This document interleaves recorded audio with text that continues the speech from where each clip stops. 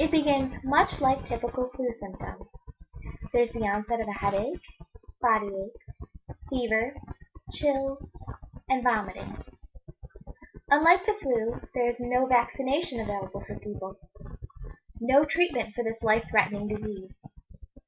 The Center for Disease Control defines Eastern Equine Encephalitis, or EEE, as a rare but serious viral disease that is spread by the bite of an infected mosquito. While this disease is rare, if we do not take initiative to properly prevent the spread of EEE, the result could be a tremendous threat to public health. EEE is spread by the bite of a mosquito infected with the disease. These mosquitoes bite infected birds who are carriers for the disease. The infected mosquitoes go on to bite humans and other mammals, therefore transmitting the disease onto the host. This disease is not spread person to person. The CDC reports that EEE cases are reported in Atlantic and Gulf Coast states and in the Great Lakes region. In the U.S. alone, 5 to 10 cases of EEE infection are reported annually. Late spring through early fall tends to be the time of year where these cases seem to be more prevalent. I live in New York, and within the past few years, 5 people have died of the EEE virus. I remember in 2011, not only did 2 horses and a dog die from EEE, tragically, a 4-year-old little girl named Maggie Wilcox died in my hometown of the EEE virus as well. As a parent, myself, this was very alarming and caused me to take action in preventing the spread of the disease in my own hometown. I researched anything and everything I could do to prevent the spread of the disease. According to the CNY Central News Station, 1 county over from my hometown in Oneida County, on September 19, 2014, which was just a few days ago, another horse died of the EEE virus. Like I stated before, there are vaccines for horses, but not for humans.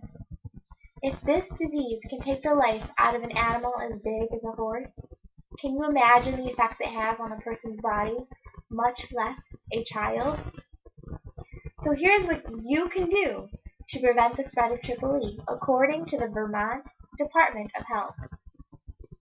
Wear long sleeves and long pants when outdoors. Make sure you cover up the legs and arms of children while they play outdoors.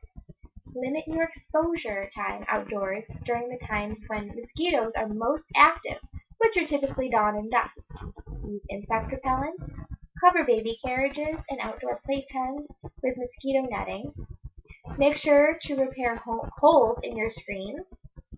Also, make sure that they are fastened properly to doors and windows. Mosquitoes lay eggs in small amounts of water. Empty standing water from flower pots, buckets, barrels, and tires to destroy mosquito breeding sites.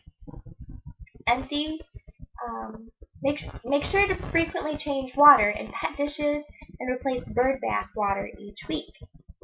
Drill holes in tire swings so water drains out. Empty out child swimming pools and store them on their side after each use.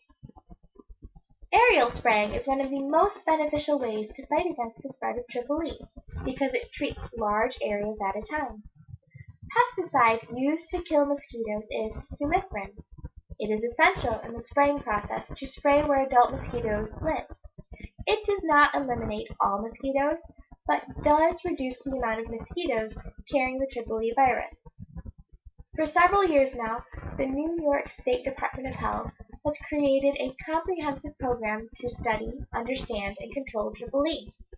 While personal protective measures remain a critical step to prevent EEE, the New York State Department of Health provides consultation to county health departments on control measures. I've briefly mentioned symptoms to the EEE virus in the introduction. However, let's recap. Typically, it takes about 4 to 10 days after a person has been bit by an infected mosquito before a person begins to develop symptoms. Symptoms of EEE include headache, high fever, chills, and vomiting. If left untreated, it may progress into disorientation, seizures, and encephalitis, which is swelling on the brain, and coma. The New York State Department of Health states that 1/3 of patients who develop EEE die, and those who survive may have mild to severe brain damage. Robert Restifo, chief of the Ohio Department of Health's Vector-Borne Disease Program, backs up this claim by the CDC, stating that those that do survive often have serious neurological damage. We have discussed why it is important to be proactive in the prevention of EEE and the effects of improper prevention of the EEE virus. Since there is no cure for EEE, we as a nation, as parents, for the sake of our children and for future generations, need to choose to be proactive in the proper prevention of the spread of EEE. Do your part and check with your local health department to find out about the mosquito control program in your community.